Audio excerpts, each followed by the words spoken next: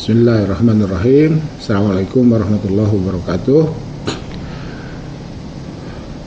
Para mahasiswa yang saya cintai dan saya banggakan, alhamdulillah pada pagi ini saya bisa membuat tayangan kembali meskipun tetap tidak live ya, karena kendala sinyal dan kuota. Ada kuota tapi sinyal tidak bagus, maka live menjadi terkendala juga ya. Baik, di sini saya menambah angka 2 Romawi ya dari yang kemarin. Kenapa ini dilakukan? Karena ada beberapa japri ya untuk memberikan penjelasan tambahan terkait dengan circular flow yang kemarin kita bahas. Seperti biasa ya, saya gunakan dulu pen ya. Saya gunakan dulu pen. Kita gunakan warna biru lah. Oke. Seperti biasa, kita masuk dari peta dulu ya, peta Arabic pra-Islam itu. Arabic pra-Islam, petanya seperti ini. Ya tentu saja dengan peta kita berharap memperoleh ilustrasi ya yang bisa lebih memperjelas, bisa lebih memudahkan kita memahami konteks ya, Dari peta ini kita lihat di sini ada aksum ya, ini aksum. Oke. Gambar yang lebih luasnya adalah ini aksum. Jadi kalau peta di sebelah kiri ini memunculkan simbol-simbol keyakinan. Sini ada keyakinan Nasrani, ada simbol keyakinan Yahudi. Ini juga sama. Ini yang sekarang kita kenal dengan Yaman. Nah, di sini Adennya sudah muncul nih, peta Aden ya. Kemudian ini adalah Bizantium, Romawi Timur ya. Tuh.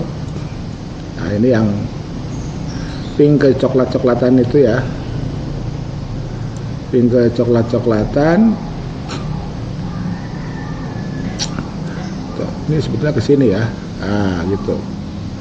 Ini ada wilayah yang diarsir dengan ini Ghassanid ya, kerajaan Ghassan itu. Kemudian ini Persia ya, ini Persia. Mungkin inilah ya, ini Lahmidis ya, ini Ghassanid. Nah, Quraisy adalah di sini ya, Quraisy adalah di sini, dan ini putih ya, putih. Jadi dan tidak ada simbol tidak ada simbol keyakinan kecuali di wilayah ini Madinah ya. Ini Madinah, ini Mekah. Nah, itu. Jadi di Madinah itu sudah berdiam orang-orang Yahudi. Nah, ini agak hijau kembali. Ini mungkin wilayah-wilayah yang dikuasai oleh Persia. Dan Yaman sendiri sebetulnya ada wilayah yang atau beberapa saat ya, beberapa periode pernah juga menjadi wilayah kekuasaan Persia. Oke. Nah, sementara yang sebelah kanan ini secara tegas disebut sebagai trade route ya, rute perdagangan, rute bisnis. Jadi kalau dari sini kita lihat ke utara, nah ini yang ke selatan dulu lah ya, Rihlata Sitai. Nah ini kemudian Wasaif, Rihlata Sita dan Rihlata Soif. Dan ini adalah yang kemudian dikenal dengan istilah bulan sabit subur itu ya. Bulan sabit subur itu di sini nih. Ini mohon maaf kalau tidak terlalu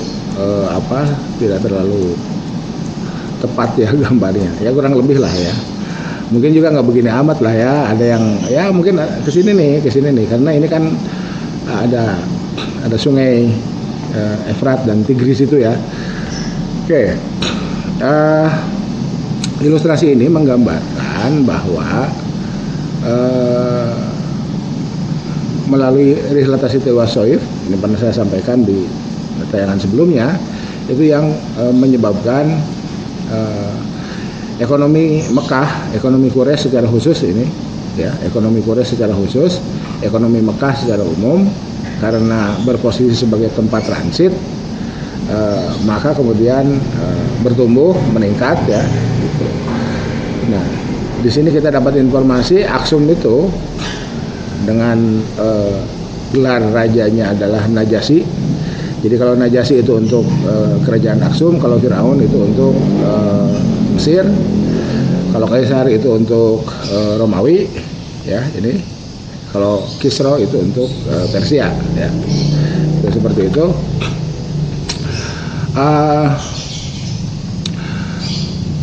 Ini kan 300 sampai 700 ya. 300 sampai 700. Nah, sementara Abdul Manaf itu hidup sekitar 400, tahun 400. Abdul Manaf yang kemudian di beberapa sumber kita dapat informasi bahwa Abdul Manaf lah yang mengusulkan perubahan jalur sutra dari utara. Ini ya, ini jalur sutra utara kan. Ini ke sana ke Tiongkok, ya. Ini Romawi melalui wilayah Persia. Sementara Romawi dan Persia perang tak berkesudahan. Akhirnya Abdul Manaf usul ke Kaisar Romawi untuk menggunakan jalur selatan. Jadi kalau kita lihat tahun 300, Mekah itu baru menjadi kota transit lokal terbatas dari Aksum ke Romawi, ya. Ini Aksum, ini Romawi, ya, pakai jalur ini, jalur darat, ya. Itu tahun 400 usul Abdul Manaf ke Kaisar Romawi disetujui, maka bertambahlah aktivitas ekonomi di Mekah ini, di kota transit ini, sehingga bertambah pula lah, meningkat pula lah pertumbuhan ekonomi di wilayah Mekah itu, terutama di Quraisy itu, dan itu yang kemudian diabadikan dengan Rihlata Sita'i Wassoif itu. Oke, jadi andai ada GDP pada saat itu, angka GDP itu ya mungkin bisa ditemukan ya, tapi karena kita tidak menemukan informasi bahwa pada saat itu GDP sudah dihitung ya, teori tentang GDP sudah dihitung. Oke. Nah, ini lebih mempertegas lagi, ya, lebih mempertegas lagi. Ini adalah Aksum, di sini Mekah, Quraisy, ya, kurang lebih lah ya. Kemudian di sini Di sini Romawi. Ini adalah Romawi, gitu ya. Ini Alexandria. Tadi ada Alexandria enggak? Oh, enggak ada ya. Tuh. Sini Alexandria nih. Alexandria itu kan bahasa Romawinya ya, bahasa Arabnya Iskandaria gitu ya. Oke. Ini rute jalur sutra. Nah, ini ya. Rute jalur sutra sampai sini. Ada Silk Road enggak di sini?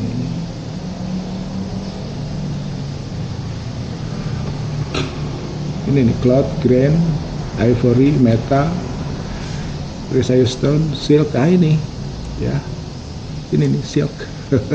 Ya, dan slaves. Subhanallah.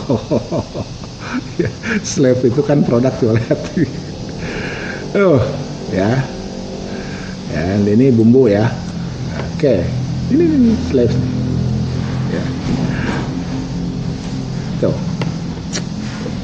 kita bisa paham lah ya kenapa Falak Tahama Akobah itu apa diantaranya adalah Fakur Akobah ini nih ya. Saya kasih merah ya, pennya saya kasih merah lah. Nih slaves ya. Tar spice mah nggak usah, benar spice mah. Oke.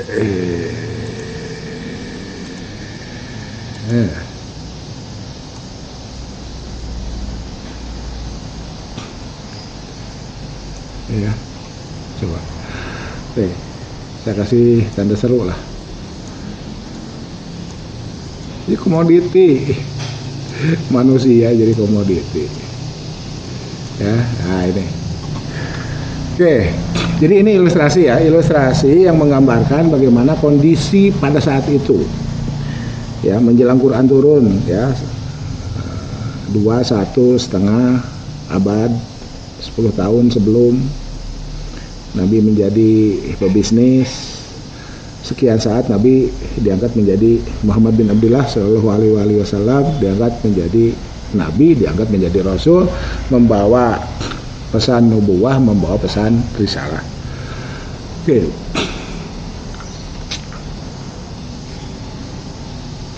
Ya.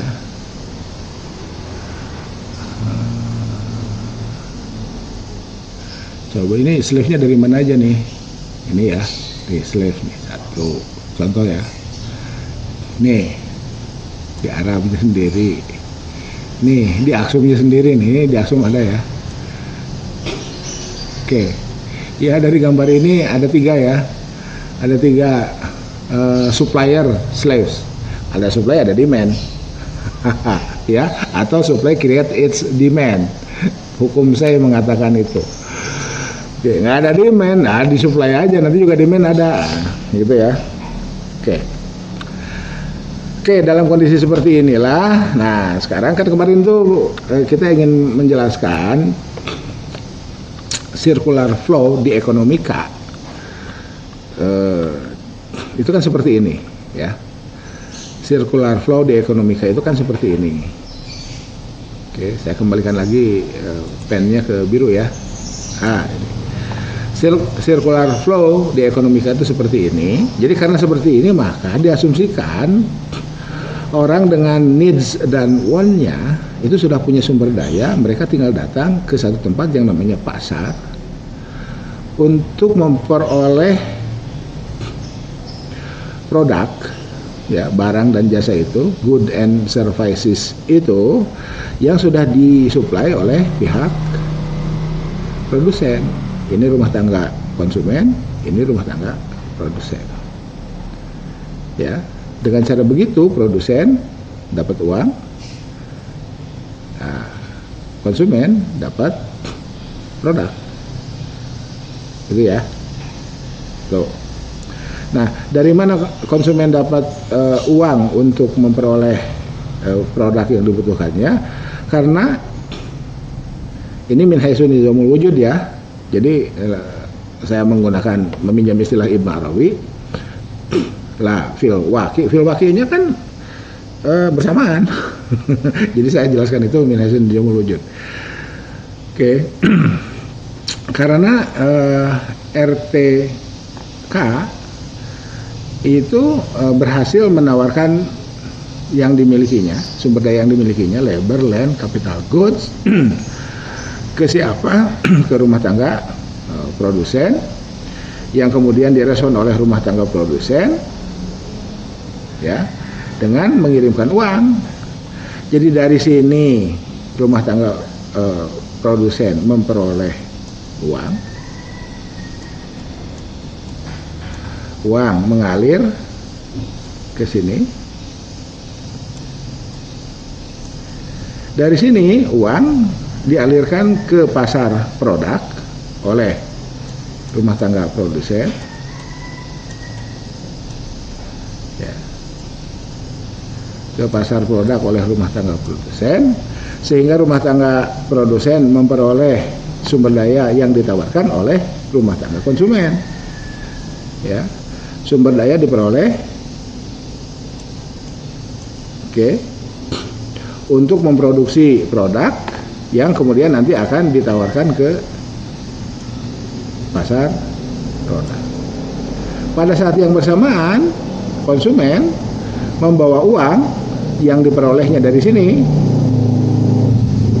Oke, setelah mereka menawarkan sumber daya ke sini. Mereka menawarkan sumber daya diambil oleh rumah tangga produsen. Nah, pada saat yang bersamaan, rupiah yang di sini nih, yang dibawa dari rumah tangga produsen ke pasar faktor, itu diterima oleh konsumen sebagai imbalan ketika konsumen menawarkan sumber daya. Uang yang ada dari sini dibawa oleh konsumen ke pasar produk, ya, untuk membeli produk yang ditawarkan guna memenuhi kebutuhan dan keinginannya. Uangnya dikirim ke sini, dari sini konsumen membawa produk. Begitu seterusnya, ya. Jadi ini kalau digambarkan gear, mestinya ini gear ya. Jadi bergerak semua,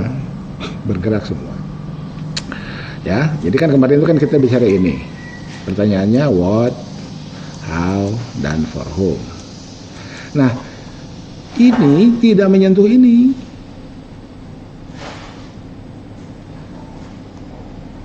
Ya.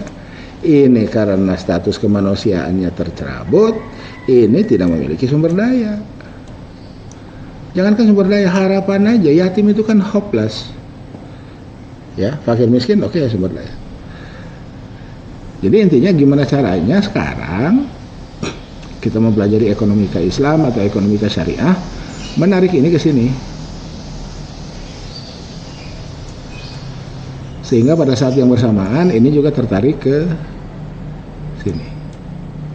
Nah, gitu ya. Jadi pada saat yang bersamaan orang-orang yang tidak tergambarkan dalam circular flow itu bisa masuk ke dalam circular flow. Oke, intinya itu. Ya, intinya itu. Jadi inilah gambarnya, ilustrasinya. Bagaimana tiga kelompok ini bisa tertarik, ya, bisa tergiring, bisa termasukkan ke dalam rumah tangga produsen, ya, sekaligus juga bisa tergiring, tertarik ke rumah tangga konsumen. Jadi intinya ini yang kemarin itu, oke? Nah, saya mengulang apa yang pernah disampaikan kemarin itu, sekaligus juga koreksi salah baca ya. Mohon maaf ini. Ya, koreksi salah baca termasuk juga saya menambahkan mundur satu ayat ketika menggunakan munasabah. Kenapa orang itu setelah istighna, ya, berpeluang timbul yatgo. Ini. Ya. Dan apa urusannya dengan ayat sebelumnya? Ini. Alamal insana ma'lam ya'lam, Allah mengajarkan manusia untuk apa yang tidak diketahuinya, tetapi setelah manusia mengetahui sesuatu, memiliki pengetahuan, memiliki keterampilan, dan seterusnya, tiba-tiba istighna. Dari istighna lahir yatgo. Contohnya siapa? Korun. Nah, ini yang kemarin saya bacakan. Mohon maaf saya kemarin salah baca ya. Qala innama utituhu ala ilmin indi. Nah ini. Ngapain juga gue harus berbagi ilmu-ilmu gue, kepintaran-kepintaran gue, harta-harta gue karena kepintaran gue, ya gitu ya. Al-Qasas 78, ini koreksi, kemarin saya menyatakan Al-Qasas 77 ya. Dan di antara tafsirannya yaitu al-quwwah, kekuatan, penguasaan, kekuasaan, ilmu itu sendiri, pengetahuan, khair, harta. Nah ini konteks dengan ekonomi ini nih, wujuhut tijarah wal makasib, ya, jadi perdagangan dan perekonomian, ya, dan wa ilmu kimia. Sumber tafsirnya Al-Mawardi dan Qurtubi. Ini sumber tafsirnya. Mungkin tafsir-tafsir lain bisa dilihat lah ya. Saya melihat dua tafsir ini. Jadi kimia itu perindustrian, makasib itu ya, perekonomian, tijarah itu perdagangan ya. Jadi departemen perindustrian, perekonomian, perdagangan itu dikuasainya. Ya, karena apa? Karena Korun memiliki ilmu pengetahuan dan keterampilan. Oke, ya, jadi itu tambahan penjelasannya. Ya, nah sekarang di sini kita lihat agar tidak yatgo, maka instrumen lain, instrumen normatif ya, Al-Ma'arij 25, Az-Zariyat 19, Al-Balad 11 sampai 16, Al-Baqarah 177, 215, 219, dan terakhir At-Taubah Ya terakhir itu saya nulisnya terakhir ya. Ini yang ayat zakat itu, nama sodakot dan seterusnya itu. Oke. Oke. Nah kemudian ini adalah persamaan hasil dari optimasi ya. Optimasi itu kan sama dengan 0 ya. Jadi do y do x sama dengan 0. Rumus dasarnya itu ya. Gitu. Optimum itu kalau untuk profit maksimum, kalau untuk cost minimum ya. Oke. Lanjut. Oke, ini jadikan instrumen. Nah, oke, saya ulang ya. Jadi saudara, kenapa di sini saya ambil apa? Saya ambil peta berdasarkan simbol-simbol keyakinan ya. Jadi kan kembali ke sini nih. Nah ini ya. Ini Nasrani, Yahudi, ini Majusi, Zoroaster ya. Tuh. Di sini Quraisy penyembah berhala. Ya. Secara umum. Kecuali klan Bani Hashim. Ya, kecuali klan Bani Hashim. Jadi yang kemudian dikenal dengan istilah Hanif itu ya. Jadi kan Muhammad bin Abdullah ya, Abdullah itu tidak pernah menyembah berhala ya. Abdullah itu tidak pernah menyembah berhala. Jadi kita bisa menemukan sumber-sumbernya seperti itu, sehingga sekalipun masyarakat Quraisy pada saat itu mayoritas penyembah berhala, tetapi leluhur Nabi itu tidak dilaporkan pernah menyembah berhala. Termasuk Ali bin Abi Thalib ya. Ali bin Abi Thalib kan nggak pernah musyrik dulu ya. Sehingga sekalipun Ali bin Abi Thalib disebut sebagai orang yang pertama kali masuk Islam dari kalangan pemuda, masuk Islam itu dalam pengertian masuk Islam secara formal, mengucapkan 2 kalimat syahadat. Itu seperti itu. sedikit penjelasan terkait dengan konsep ketuhanan Quraisy ya. Jadi kalau kita lihat sumber-sumber, kenapa sih pertanyaannya orang Quraisy itu menyembah berhala? Ya. Walain sa'atahum man khalaqas samawati wa man khalaqas samawati wal ard la yaqulunna Allah. Mereka kan sudah mengenal Allah. Konsep Allah itu sudah ada di mereka. Tetapi kenapa mereka menyembah berhala? Karena orang-orang Quraisy itu, ini diantara penjelasannya ya, boleh ditambahkan, disempurnakan penjelasannya. Karena orang-orang Quraisy itu tidak bisa memahami konsep Tuhan secara abstrak. Itu ya, wal awalu wal akhiru wal zohiru wal batin. Nah itu gimana? Awal, akhir, zohir, batin. Ya.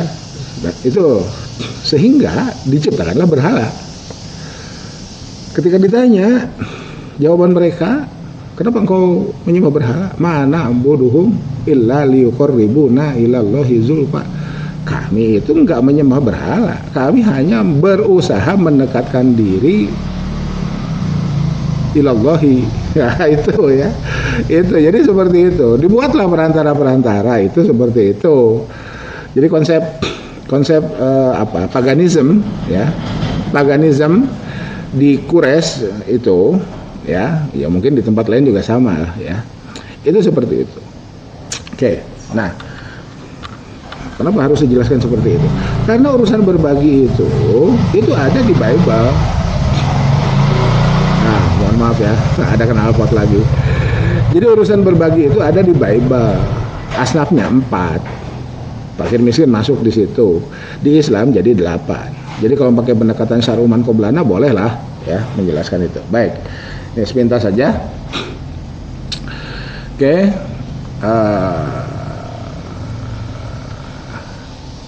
Nah, jadi kemarin itu kita kalau kita lihat di ekonomika tanpa Islam atau tanpa syariah, ya circular flow itu ya ini. Ya. Dalam mekanisme pasar circular flow itu ya ini. Ya. Sementara ada yang tidak terkemot ini, ya, ada yang tidak terkemot. Ini adalah kelompok yang tidak terkemot oleh circular flow dalam ekonomika. Sementara kalau kita masuknya dari Al-Quran, kondisi masyarakat Arab pada saat itu begini, ya. Kondisi masyarakat pada saat menjelang Quran turun, pada saat awal Quran turun, itu seperti ini. Jadi Quran turun di masyarakat yang sudah berbudaya, bahkan sudah berbudaya maju pada saat itu, ya. Perekonomiannya sudah maju, tetapi terjadi paradoks.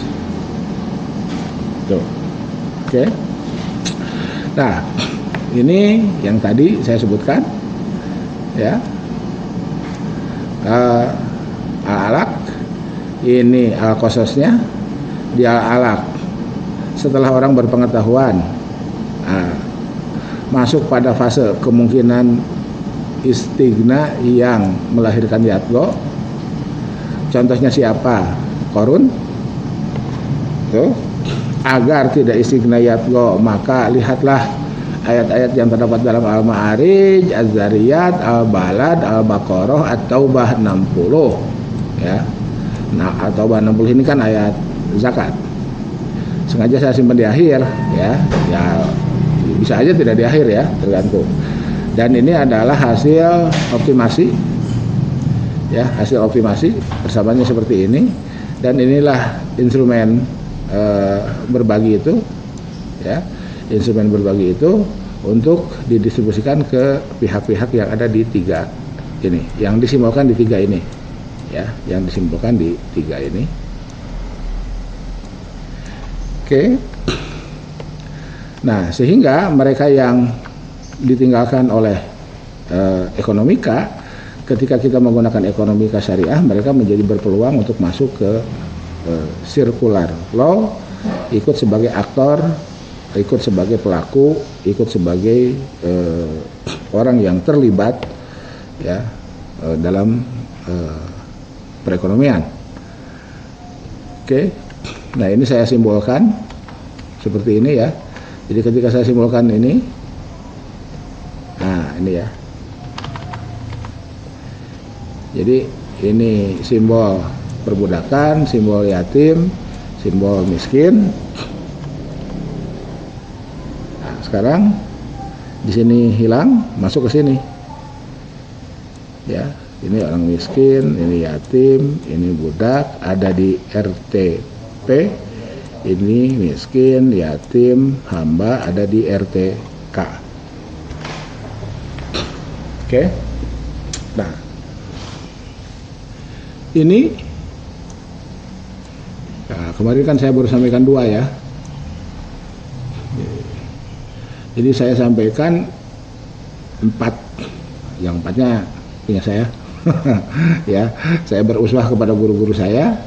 Prof. Nen Amran mengatakan ekonomi tanpa angka sama dengan sastra, tanpa bermaksud underestimate, ya. Ini persoalan jenis kelamin. Saya sampaikan ungkapan ini ke Prof. Muhammad di depan Prof. Nen. Jadi saya sampaikan begini ke Prof. Muhammad. Waktu itu belum jadi profesor dua-duanya, ya. Dan saya baru 3B, ya. baru asisten ahli, ya.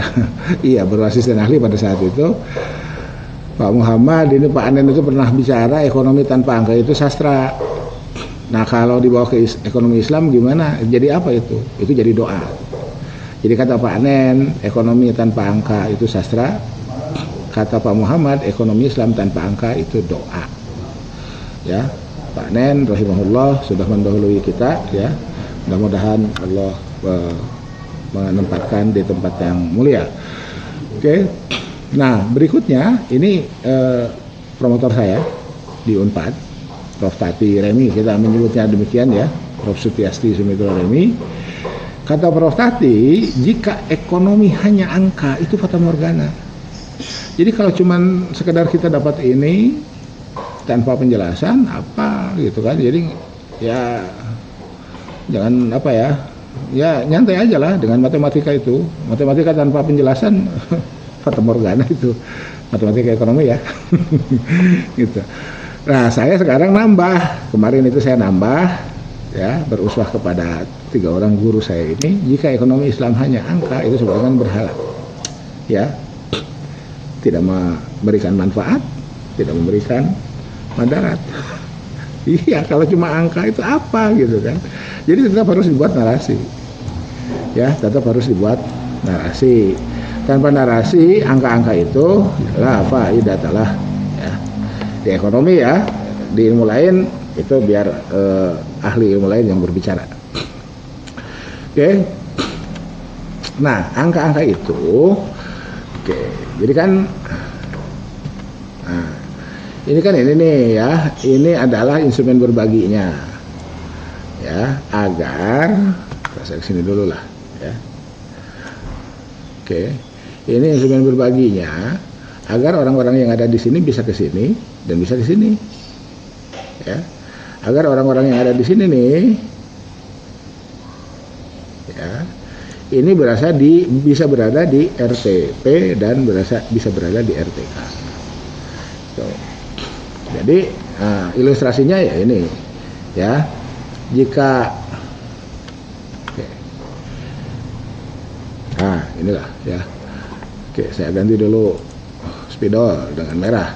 Nah, jika Z-nya menggunakan 2,5%, ya gambarnya pakai yang ini. Ini 2,5%. Ini berapa? 5%. Ini berapa? 10%. Dan seterusnya sampai dengan instrumen apa ini? Sedekah ya.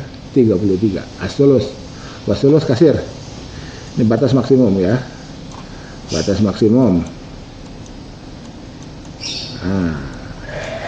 Batas maksimumnya asulus kasir. Sehingga kata Ibnu Abbas enggak, jangan sepertiga, seperempat aja. Oke. Nah, kita lihat al-balad itu fakur raqabah dan it'am. Ini memanusiakan manusia. Ini mensejahterakan manusia. Memanusiakan manusia dan mensejahterakan manusia. Nah, kenapa? Kembali ke peta yang tadi. Mana? Ini. Ya, ini kan ada simbol di pasar budak ya, pasar hamba sahaya tuh nih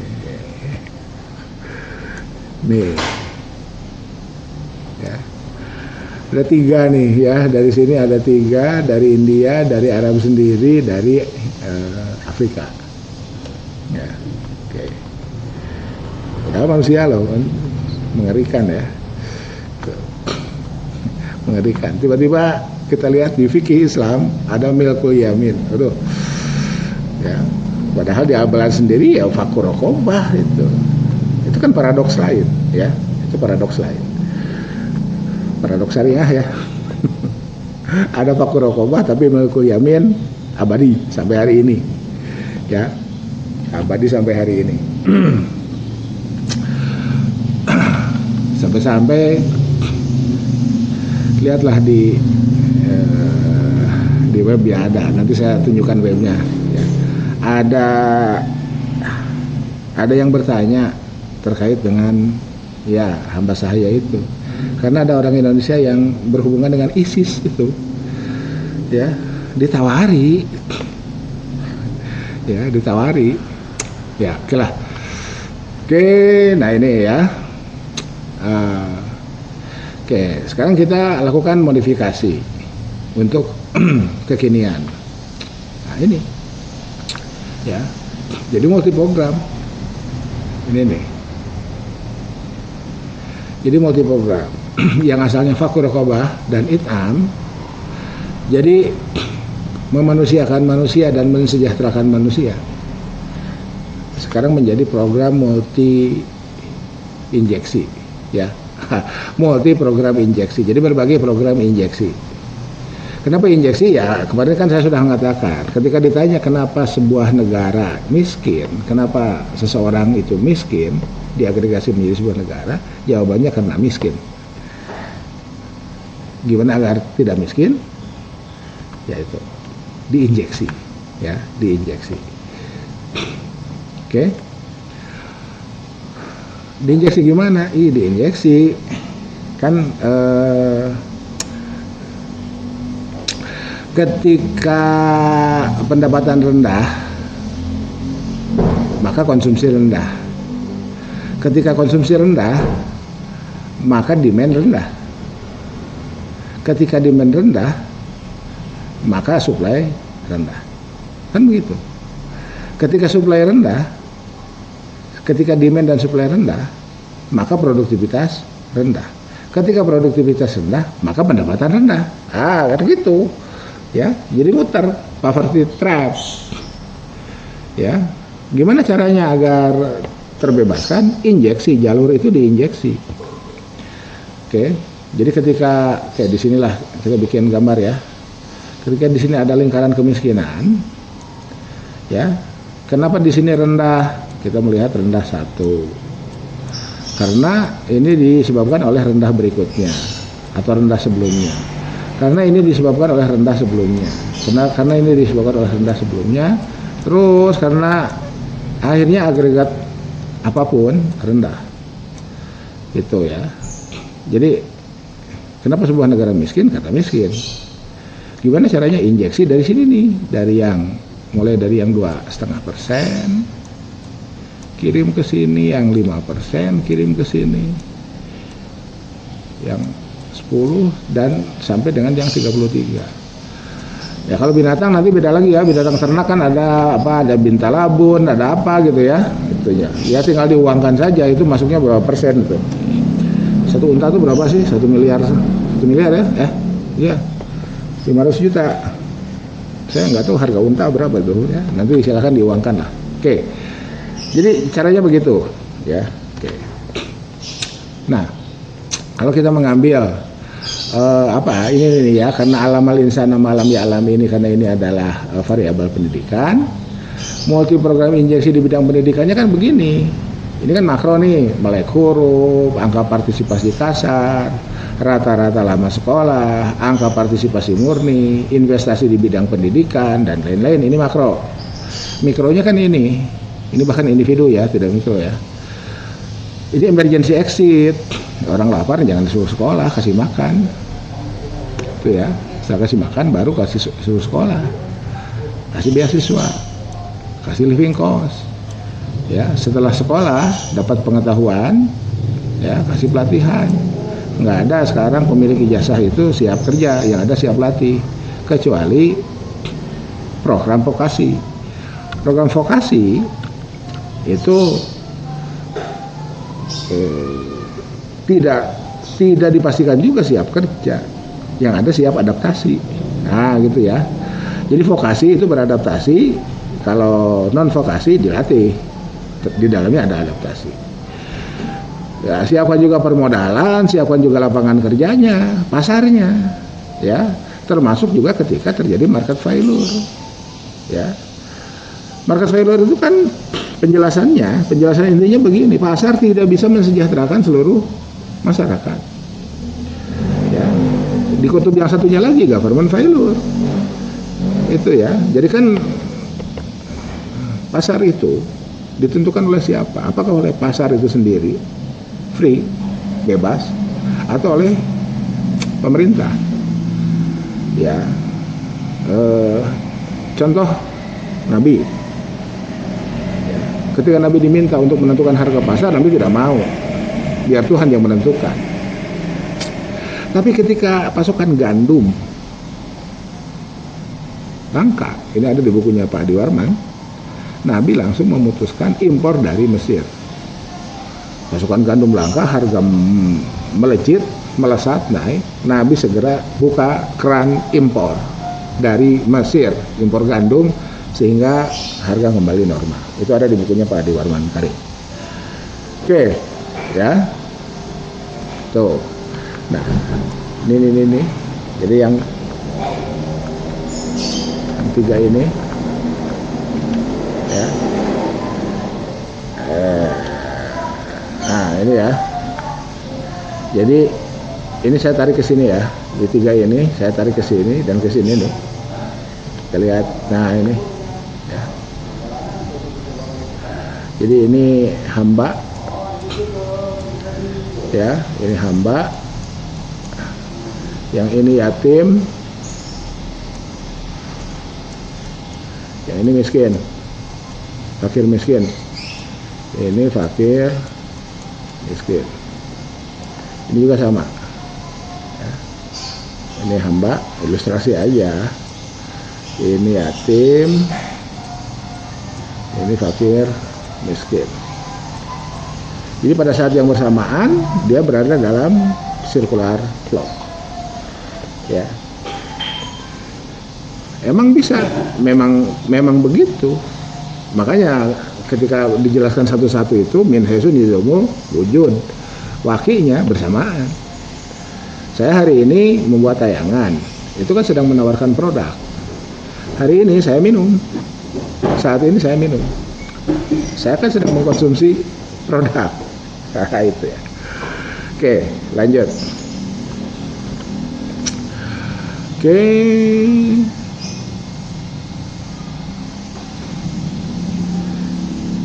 Nah, ya.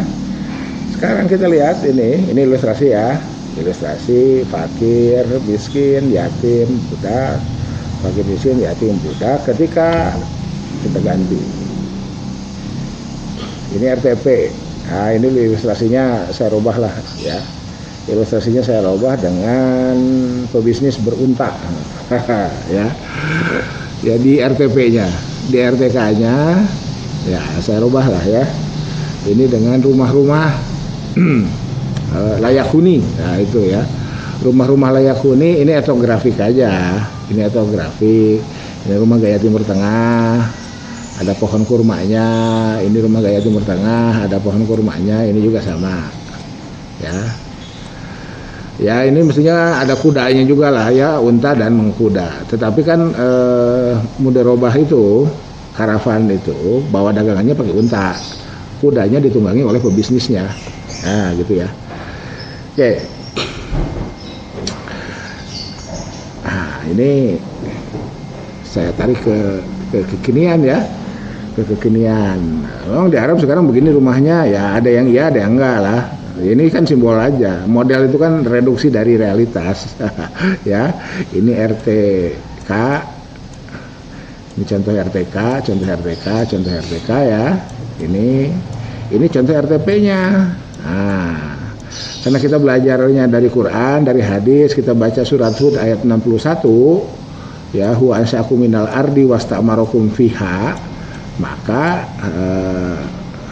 RTP-nya go green, RTP-nya sustainable, konsepnya istimarul ard. Lihat surat Hud ayat 61 ya. Tuh, oke, sustainable growth, sustainable production ya. Ya, seperti itu. Oke. Nah, sekarang kita sudah mulai mengkerucut ya, kita kerucutkan ke menjelang penutupan materi ya. Oke, jadi ini simbol RTP, ini simbol RTK di ekonomika, belum pakai Islam, belum pakai syariah ya, dua simbolnya ini. Oke, ini simbol ya. Oke. Nah, ini yang tadi saya jelaskan. Mau dari sini dulu boleh, mau dari sini dulu boleh. Dari sini dulu pertanyaannya, kenapa dari sini? Jawabannya karena manusia punya need and want. Need and want melahirkan demand. Ketika need and want melahirkan demand, maka realitas ini ditangkap oleh RTP. RTP mensuplai dengan tingkat harga tertentu. Ketika tingkat harga disetujui antarodin dalam konsep Islam, lahirlah price equilibrium. Nyangakeun barangna nampi artosna.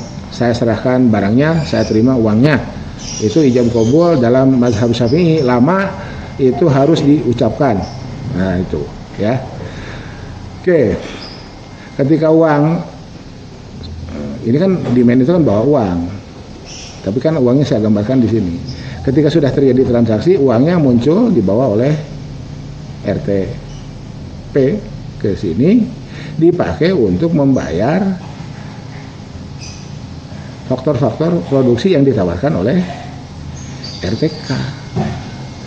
Jadi RTP punya uang dari RTK, RTK punya uang dari RTP punya faktor produksi dari RTK, RTK punya uang dari RTP. Sekarang uang yang diterima oleh RTK digunakan untuk membeli produk dari RTP, sehingga RTK dapat good and services, uangnya diperoleh oleh RTP. Begitu seterusnya. Nah, sekarang kalau dari sini RTP meminta faktor produksi ke pasar faktor, suppliernya RTK. RTK mensuplai faktor produksi dengan harga tertentu. Saya ngajar 1 kali bikin tayangan dibayar berapa? 5 juta misalkan. Saya setuju dan kampus saya setuju. Nah, sudah gitu. Nah, ketika saya diberi uang 5 juta, saya kemudian berangkat ke pasar beli combro. Nah, combro yang saya beli itu karena saya memiliki need and want. Ya, need-nya apa? Konsumsi, makan. Ya, want-nya apa? Combro. Ya. Kalau pagi-pagi apa? Kupat tahu, gitu ya, nasi goreng, susu, roti dan lain sebagainya. Ketika saya butuh susu, berarti suppliernya ini pabrik susu, produsen susu ya. Jadi ingat, ekonomi itu agregat. Nah, ekonomi itu agregat ya.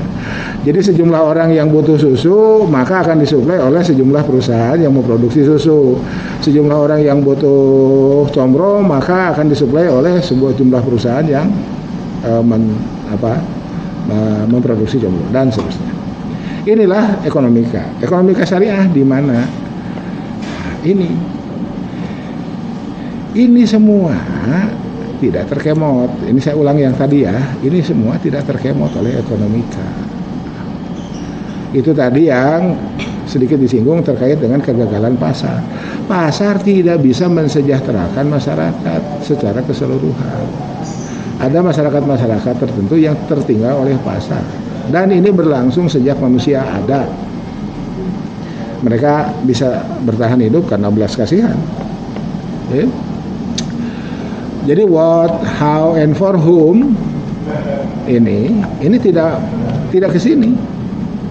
Ya. What, how, and for whom itu tidak ke sini. Itulah yang kemudian melalui berbagi, melalui distribusi dan redistribusi, minimal dari pertanyaan for whom ini ya, kita tarik tanda panah ke sini dan kita tarik tanda panah ke sini. Ya, sebetulnya gambarnya satu aja Pak. Iya, bisa aja. Cuman nanti kan saya mau lanjutkan ke sini. Ya. Nah, gitu biar nggak terlalu ceriwat ya. Itu gambarnya. Oke. Sehingga nah inilah bedanya ekonomika dan ekonomika Islam atau syariah. Ekonomika hanya seperti ini. Dimanapun kita melihat menemukan buku-buku ekonomi, circular flow itu seperti ini, tidak menyertakan ini, ya, tidak menyertakan ini. Kan dibahas Pak di ekonomi pembangunan, iya, di ekonomi pembangunan dibahasnya semester depan. Kalau di ekonomika saja, tidak pakai Islam atau tidak pakai syariah. Oke. Subhanakallahumma wa bihamdika asyhadu an la ilaha illa anta astaghfiruka wa atubu ilaik. Billahi taufiq wal hidayah, nasrun minallah wa fathun qarib wa basyiris sabirin wallahu muwaffiq ila aqwamit thoriq. Wassalamualaikum warahmatullahi wabarakatuh.